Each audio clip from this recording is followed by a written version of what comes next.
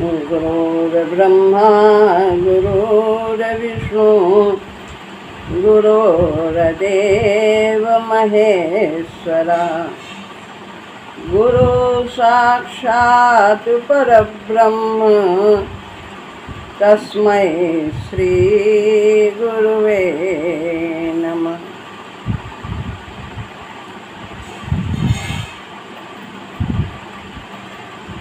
श्रीमद् भगवद गीता अध्याय 2 श्लोक है 28वां।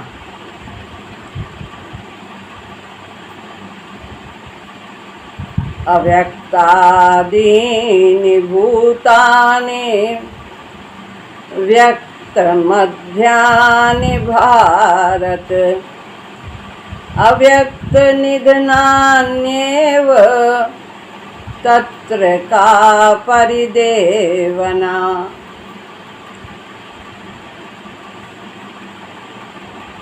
भगवान आत्मा के बारे में 2 श्लोकों में और प्रकाश डालते हैं। कहते हैं, हे भारत, अर्जुन के लिए है, सभी प्राणी जन्म से पहले अप्रकट थे।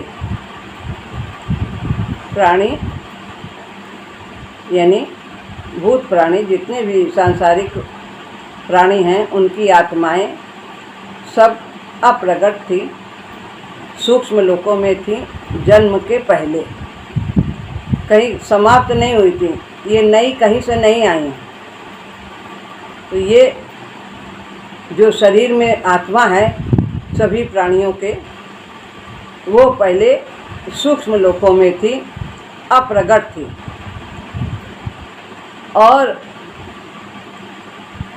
मरने के बाद भी अप्रकट हो जाएंगे। जब आत्मा ये शरीर छोड़ देगा तो फिर वो फिर सूक्ष्म में चले जाएंगे और अप्रकट हो जाएंगे। शरीर में रहने पर ये प्रकट होते हैं कि ये नाम है, ये रूप है, ये पशु है, पक्षी है, मनुष्य है, ये प्रकट दिखाई देते हैं। लेकिन जन्म के पहले और मृत्यु के पश्चात ये अप्रकट रहते हैं, केवल बीच में ही प्रकट दिखते हैं वर्तमान में, जब देह धारण करते हैं। अतः इनमें शोक करने की बात ही क्या है। इनका अधिक समय तो सूक्ष्म में ही रहता है, बहुत ही थोड़ा समय प्रकट रहते हैं। जन्म के पहले भी अप्रकट थे और मृत्यु के पश्चात फिर अप्रकट हो जाएंगे। तो इसमें यदि ये सब जो योद्धा खड़े हैं और तुम्हारे स्वजन संबंधी हैं, यदि इनकी देह नष्ट भी हो जाती है तो इसमें शोक करने की क्या बात है। तुम्हें शोक नहीं करना चाहिए। गुरु जी कहते हैं,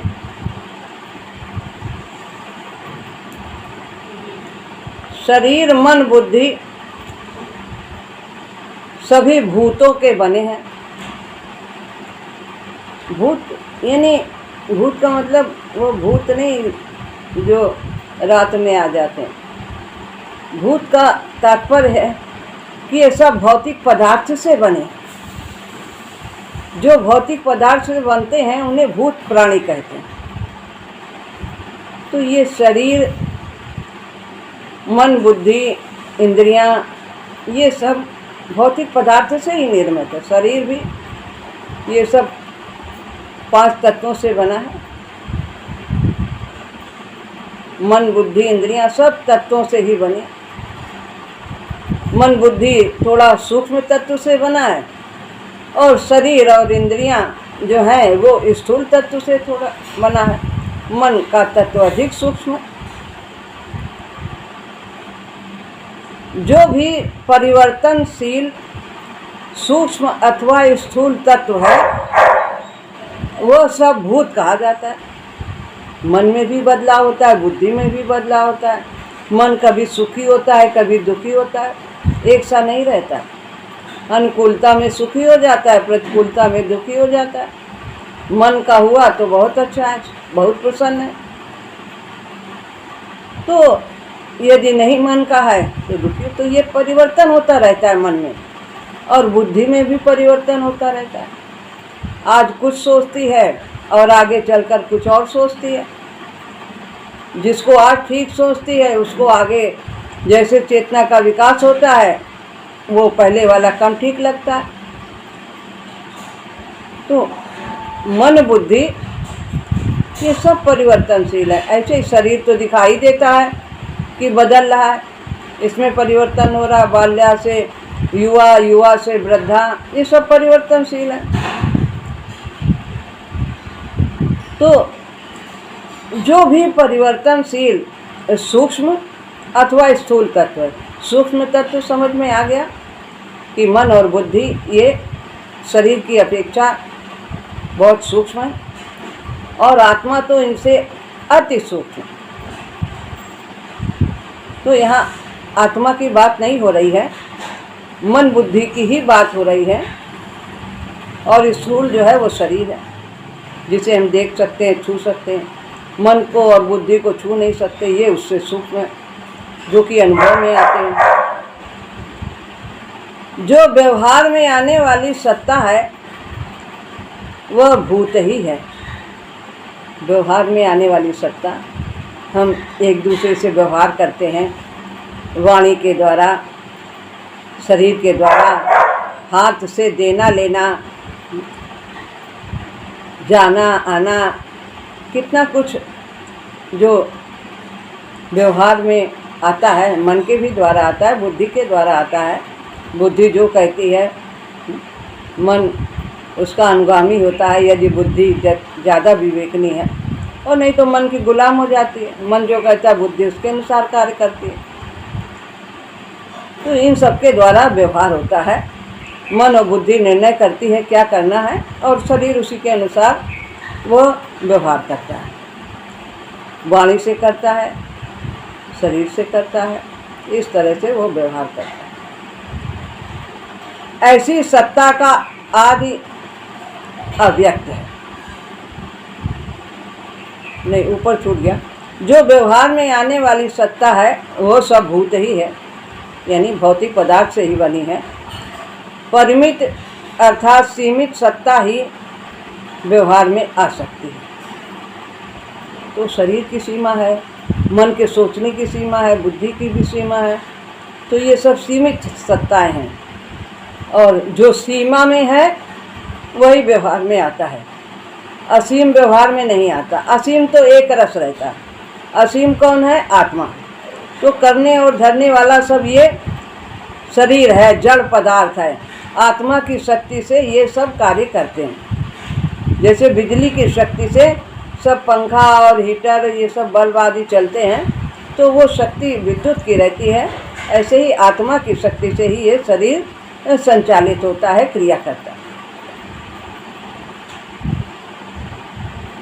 तो सीमित सत्ता ही व्यवहार में आ सकती है। ऐसी सत्ता का आदि अव्यक्त है।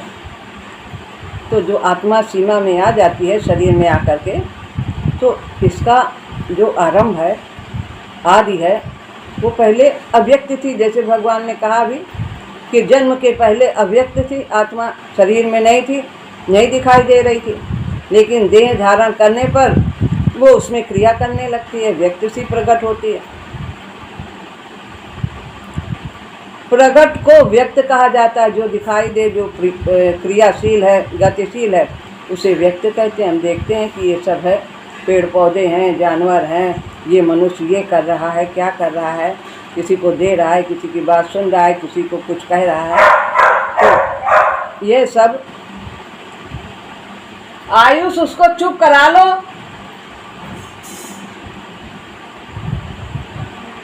तो प्रकट को व्यक्त कहा जाता है, और जो प्रकट ना हो उसे अव्यक्त कहा जाता है। व्यक्त और अव्यक्त की परिभाषा बताइए। व्यक्त जो प्रकट है, अव्यक्त जो है सत्ता लेकिन अप्रकट है। अब यहाँ पर हम हैं तो यहाँ पर इसकी तो आवाज़ आती ही रहेगी जब तक हम यहाँ हैं, तो ये आपको साथ साथ ये भी सुनना पड़ेगा। इंद्रियों अथवा मन बुद्धि से जिसका संयोग हो सके वो विशाल अर्थ में प्रकट कही जा सकती है। तो आत्मा सबको शक्ति प्रदान करती है, ये सब आत्मा की शक्ति से ही आत्मा जो है वो बुद्धि को शक्ति देती है और बुद्धि से मन को शक्ति देती है, मन से इंद्रियों में, इंद्रियों से शरीर, इस तरह से सभी शक्तिमान हो जाते हैं। इंद्रियों अथवा मन बुद्धि से जिसका संयोग हो सके वो विशाल अर्थ में प्रकट कही जाती है। देह में आकर के दोनों के संयोग से यह शरीर संचालित होता है। आत्मा अकेले कुछ नहीं कर सकती और देह अकेले कुछ नहीं कर सकता। जब दोनों का एक दूसरे से संयोग होता है तभी क्रियाशीलता आरंभ हो जाती है। जन्म तथा मृत्यु भूतों से संबद्ध है। जन्म और मृत्यु, इसका आत्मा से कोई संबंध नहीं है। जन्म और मृत्यु का भौतिक पदार्थ से संबंध है। ये सब शरीर है भौतिक पदार्थ, ये जन्म होता है, प्रकट होता है माँ के गर्भ से, फिर प्रकट होता है। जब शरीर जीर्ण क्षीण हो जाता है, यहाँ रहने योग्य नहीं होता है, संस्कार पूरे हो जाते हैं, तब ये भौतिक पदार्थ छोड़ देती है, आत्मा देह को छोड़ देती है। तो जन्म और मृत्यु ये भूतों से संबंध है इनका, और ये भौतिक पदार्थ से ही बने हैं। स्थिति, जल, पावक, गगन, समीरा, ये जो बाकी जो 24 तत्व हैं, इन्हीं के द्वारा ही इन भौतिक शरीर का निर्माण होता है। ये सब भौतिक पदार्थ कहे जाते हैं। जन्म में भूत इस स्थूल में प्रकट हो जाते हैं। जब जन्म होता है तो दिखाई देता है ये देह है, स्थूल रूप है जिसे हम देख सकते हैं, छू सकते हैं। जन्म हुआ और मृत्यु में वही भूत सूक्ष्म में चले जाते हैं, सब सूक्ष्म तत्व में विलीन हो जाते हैं। शरीर जिन जिन तत्वों से बना है वो सब उसी में विलीन हो जाता है। पहले बताया है कि जल का तत्व जल में, वायु का वायु में, अग्नि का अग्नि में, और पृथ्वी का पृथ्वी में, आकाश का आकाश में, तो वो सब सूक्ष्म में विलीन हो जाते हैं। स्थूल रूप दृष्टि के लिए अव्यक्त हो जाते हैं। फिर वो प्राणी नहीं दिखाई देता जब मृत्यु हो जाती है, वो स्थूल समाप्त हो जाता है और जो आत्मा सूक्ष्म है वो सूक्ष्म में लोकों में चली जाती है। भूतों का आदि अव्यक्त है। प्रकृति से ही सभी भूतों की उत्पत्ति है, मुख्य है मूल प्रकृति, और उसी से ये सब 24 तत्वों की उत्पत्ति हुई है। तो यह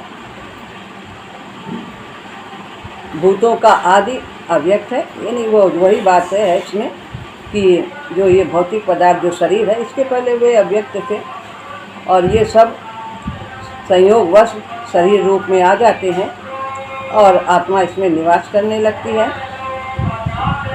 वह प्रकृति अव्यक्त है। भूतों की लय अवस्था में किसी भी प्रकार से उनकी प्रतीति संभव नहीं है। यही बताया है, जब भूत सब भौतिक पदार्थ लय हो जाते हैं तो फिर हम उनका अनुभव नहीं कर पाते हैं। जब सभी तत्व जो जिसका तत्व उसमें समा जाता है शरीर के शांत होने पर, फिर हम उनको संयोग से उनको सब जोड़ करके उनका अनुभव नहीं कर सकते हैं। किसी भी प्रकार से उनकी प्रतीति संभव नहीं है कि वो देह फिर बोलेगी, चलेगी, ऐसा कुछ व्यवहार करेगी, ऐसा कुछ नहीं हो पाता। सृष्टि काल जो भूत का मध्य है, भूत का मध्य है, तो भूत का जो आदि है वो अव्यक्त था, वो पहले देह रूप में नहीं था आरंभ में, फिर जो मध्य आया वो देह रूप धारण किया, तो भूतों का मध्य जो है वो वर्तमान है, देह रूप में रहता है। तो सृष्टि काल जो भूतों का मध्य है उसमें ये प्रकट हो जाते हैं। वर्तमान जो है वो आज देह दिखाई दे रही है। और व्यवहार में आते हैं, क्रिया करते हैं। सब यहाँ संसार में रहकर नाना प्रकार के कार्य करते हैं। फिर प्रलय अवस्था में सभी खेल समाप्त हो जाता है। फिर देह का जब लय होता है, सब क्रिया सब बंद हो जाती है। जैसे सोए हुए व्यक्ति की इंद्रियां मन में लीन हो जाती हैं, संध्या समय प्रकाश लीन हो जाता है, दिखाई नहीं देता है, ऐसे ही सभी भूत जैसे अव्यक्त प्रकृति में विलीन हो जाते हैं। जो अव्यक्त प्रकृति है वो सब प्राणी सभी कुछ तो व्यक्त नहीं है, तो अव्यक्त प्रकृति में ये सब तत्व में विलीन हो जाते हैं देह समाप्त होने पर। जो क्रम प्रकृति और भूतों का है वही मनुष्य का भी है। प्रकृति सृष्टि की अवस्था में सब वर्तमान रहती है और जो लय की अवस्था होती है प्रलय काल में सब तत्व में विलीन हो जाते हैं। ऐसे ही मनुष्य का भी है। जब मनुष्य की देह जो छूटती है तो आत्मा सूक्ष्म में चली जाती है, अव्यक्त हो जाती है और जन्म के पहले भी अव्यक्त रहती है। जन्म से पूर्व मनुष्य सूक्ष्म में रहता है, तब वो स्थूल दृष्टि के लिए अव्यक्त होता है, नहीं दिखाई देता, देह नहीं होती, प्राणी तो रहता है। जन्म लेने से मरने पर्यंत वो प्रकट होता है। जब जन्म लेता है, जब तक मरता नहीं तब तक वो उसका देह दिखाई देता है, प्रकट रहता है कि ये इस नाम का ये आदमी है, इस नाम का ये पक्षी है, ये है, सब दिखाई देता है। जीवन लीला चलती रहती है, वो सब कार्य करता है जब तक जीवन है तब तक। हम उससे बरतते हैं, व्यवहार करते हैं एक दूसरे से, उसे देख सुन सकते हैं, समझ सकते हैं वो कौन है, क्या है। हम अपनी कहते हैं, उसकी सुनते हैं, सभी कुछ होता रहता है। मृत्यु पर फिर अव्यक्त हो जाते हैं। जब मृत्यु हो गई फिर जीवात्मा सूक्ष्म में चली गई या प्रकट हो गया, कहीं समाप्त नहीं होती, उसका कभी जन्म मरण नहीं होता, बस सूक्ष्म और स्थूल का ही रूप उसका रहता है जब तक वो पूर्णावस्था को नहीं प्राप्त करता, पूर्णत्व को प्राप्त नहीं करता, भगवान की प्राप्ति नहीं करता, तब तक संसार में सूक्ष्म और स्थूल देह धारण करता हुआ आवागमन उसका चलता रहता है।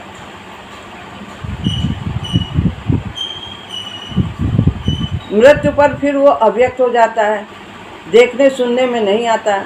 यह स्वाभाविक ही है, यह धर्म ही है भूतों का, भौतिक पदार्थ का यही धर्म है। जब सबका सब तत्व अलग अलग सब उनका संयोग होता है तो वो एक रूप धारण कर लेते हैं। जब सब तत्व एक में विलय हो जाते हैं तो फिर वो लय हो जाते हैं, समाप्ति हो जाती है। मृत्यु के विषय में शोक करने की बात ही कौन सी है। जब इनको तत्वों को तरतीब से लगा दिया जाता है तब ये देह रूप में हो जाते हैं, और जब सब लय हो जाता है तब सब लय की अवस्था हो जाती है। तो कहते हैं मृत्यु के विषय में शोक करने की बात कौन सी है। ये तो पहले सूक्ष्म में थे ही और फिर थोड़े समय के लिए प्रकट हुए और फिर अव्यक्त हो जाएंगे मृत्यु के पश्चात। अतः शोक करना ना समझी। अब है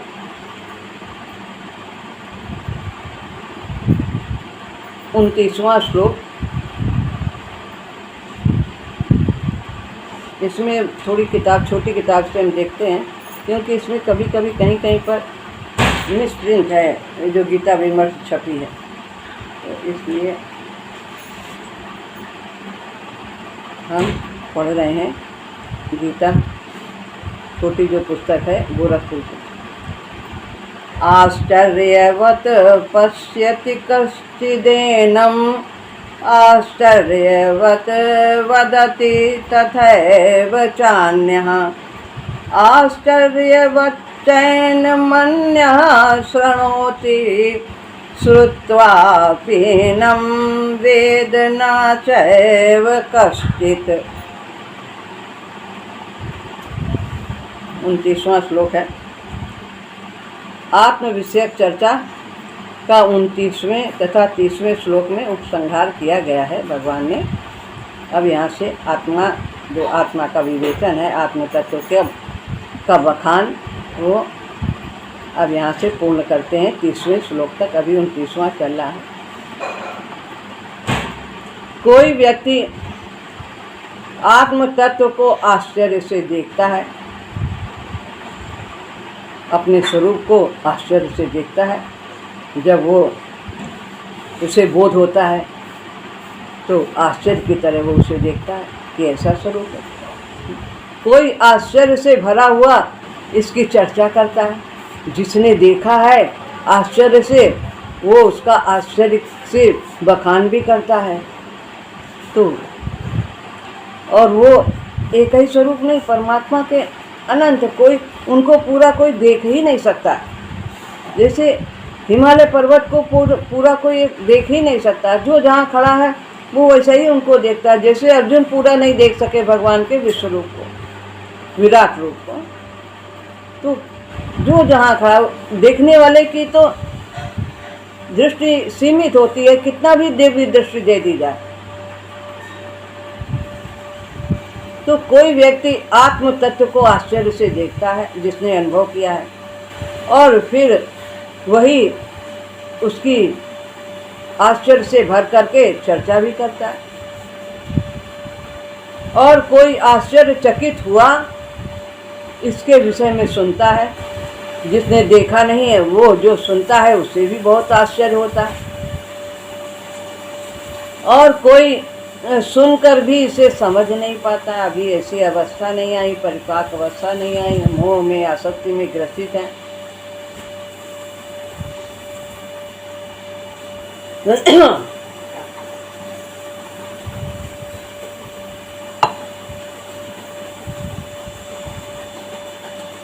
भगवान अर्जुन को बताना चाहते हैं कि जिस विषय का वर्णन उन्होंने उनके सामने किया है वो सामान्य विषय नहीं है, वो कोई लौकिक शास्त्र की चर्चा नहीं है, वो अलौकिक विषय और बहुत ही गहन है, गंभीर है। लौकिक माने संसारिक, अलौकिक जो संसारिक नहीं है, जिसका कभी भी नाश नहीं होता है, अविनाशी है, उसकी चर्चा करना। लौकिक हैं वो सब अनित्य हैं। आत्म तत्व सभी सांसारिक वस्तुओं से नितांत भिन्न है। उसको सांसारिक वस्तुओं की उपमा से समझा नहीं जा सकता। फिर भी समझाने के लिए और कोई उदाहरण ही नहीं है।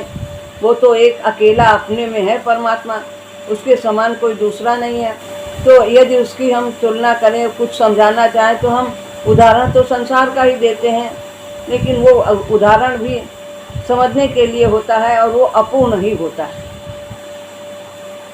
भगवान के नेत्र कमल के समान है, भगवान के चरण कमल के समान है, ऐसा बोलते हैं। तो कमल और भगवान की कहाँ, नेत्र की कहाँ तुलना हो सकती है? लेकिन फिर भी उदाहरण समझने के लिए ऐसा कहा जाता है शास्त्रों में।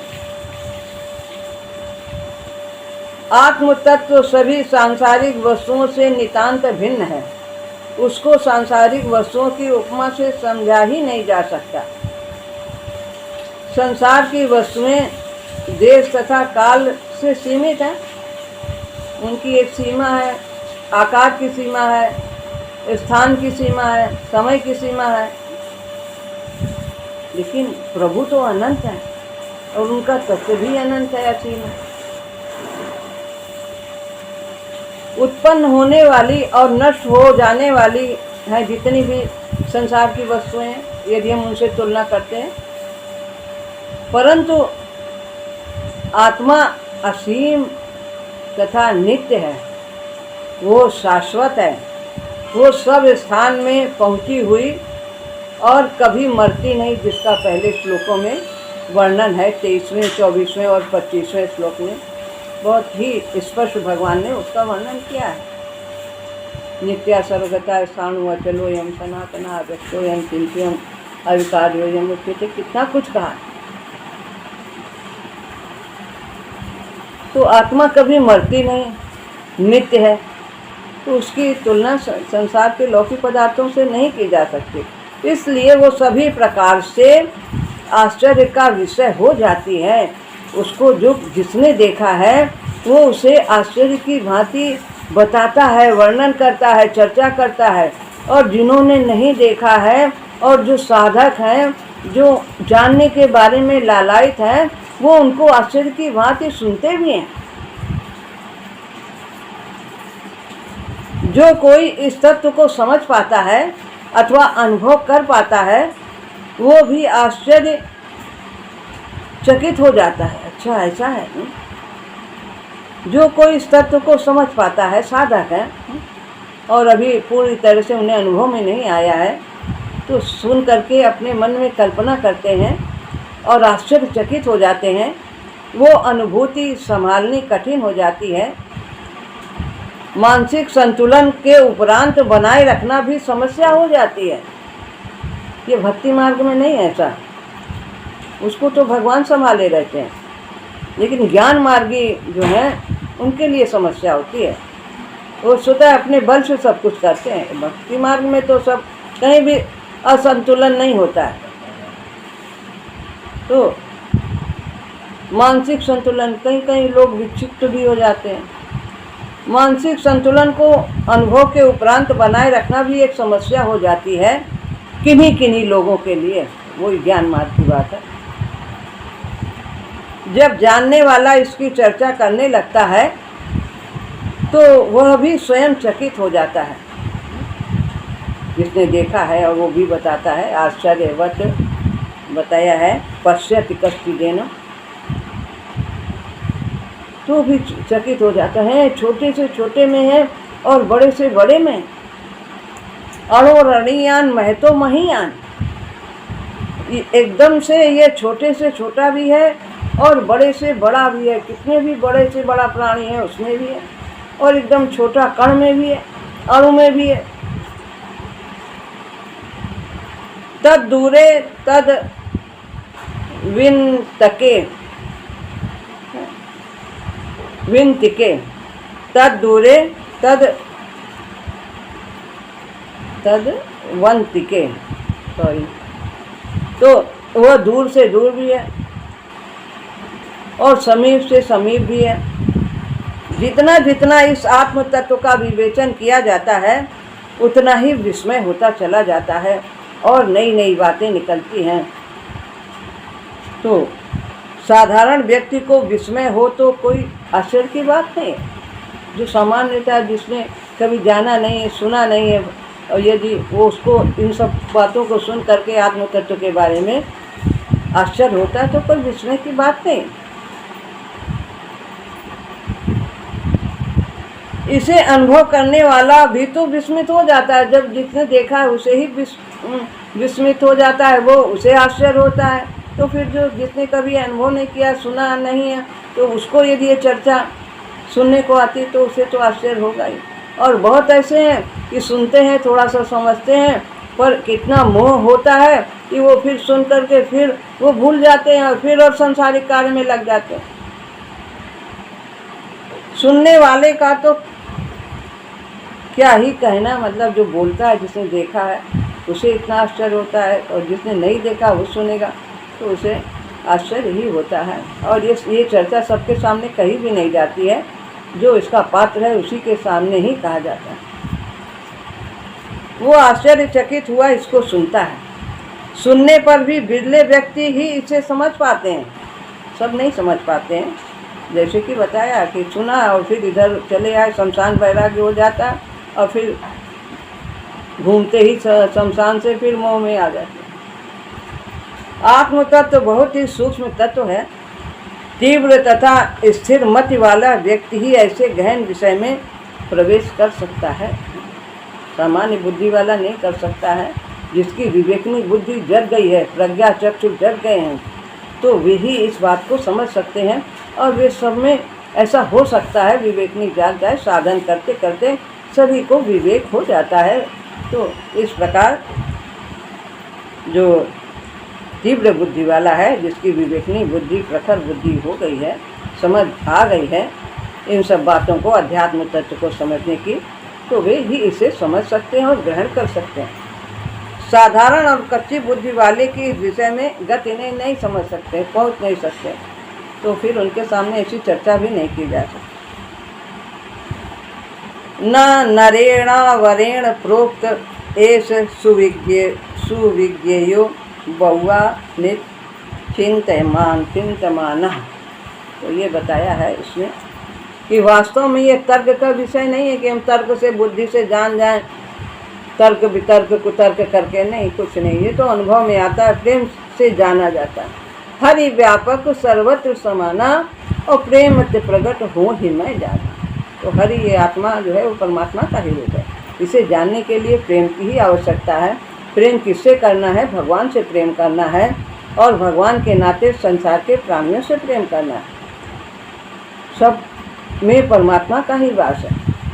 तो इस तरह से ये तर्क से, बुद्धि से, शास्त्र पढ़ने से, इससे हम नहीं जान सकते हैं आत्म तत्व को। तो हमें पावन प्रेम करना है, जहाँ कोई मांग ना हो, स्वार्थ की गंध ना हो। साधना के द्वारा अंतर निर्मल होने पर बोधवान व्यक्ति के द्वारा ही यह समझा जा सकता है। ये सब वही बताया है कि साधना करनी, कैसी साधना करनी है, जो हमारे गुरुदेव ने हमें बताया है। साधन वही साधना करनी, साधन का सम्मिश्रण नहीं करना है कि हम ज्ञान मार्ग पर भी चल रहे हैं, कर्म योग में भक्ति मार्ग, सबका सम्मिश्रण कर रहे हैं। हमारी साधना भक्ति मिश्रित कर्म योग की है। कर्म का नहीं त्याग करना है, पर भक्ति से युक्त होकर भगवान की सेवा, भगवान का कार्य, भगवान की शक्ति, इस तरह से हमें अपने कर्तव्य का पालन गृहस्थ आश्रम में रहते हुए करना है, और बोध स्वतः ही होता चला जाएगा। भगवान की बातें सुनते सुनते मानो अर्जुन कुछ घबरा से गए हों और वो विषय को पूरा ग्रहण न कर पा रहे। बहुत गहन चर्चा है ना, और एकदम से युद्ध के मैदान से इतना मोह उनको था, आसक्ति हो गई थी, तो कायरता आ गई थी, युद्ध नहीं करेंगे, और एकदम से इतनी गंभीर चर्चा भगवान ने कर दी। लेकिन ये आवश्यक था आगे के वर्णन के लिए। ये आत्म अनात्म का विवरण वर्णन करना, ये थोड़ी सी चर्चा है जो अर्जुन के लिए, यानी हम सब के लिए आवश्यक है। उसे आश्वासन दिया है कि यदि तुम इसे अच्छी तरह समझ नहीं पाए हो तो कोई विस्मय की बात नहीं। जो बहुत से लोग जिन्होंने देखा है, समझा है, चर्चा करते हैं, वे सब इतना विस्मय से, आश्चर्य से होकर के इसकी चर्चा करते हैं, बताते हैं। तो तुम्हारे लिए तो कोई बड़ी आश्चर्य की बात नहीं। अगर तुम्हें इसमें आश्चर्य हो रहा सुनने में कि ऐसा है, आत्मा तो अजर है, अमर है, विनाशी है, सब कभी मरती नहीं, कभी जन्मती नहीं, तो तुम्हें इसमें यदि आश्चर्य हो रहा है तो कोई बात नहीं है। फिर भगवान आगे और समझाते हैं, पूरा 18 अध्याय तक समझाते ही चले जाते हैं। अर्जुन अनेक प्रश्न करते हैं और सभी प्रश्नों का भगवान समाधान करते हुए उन्हें अपने कर्तव्य पथ पर ले आते हैं। श्री राम।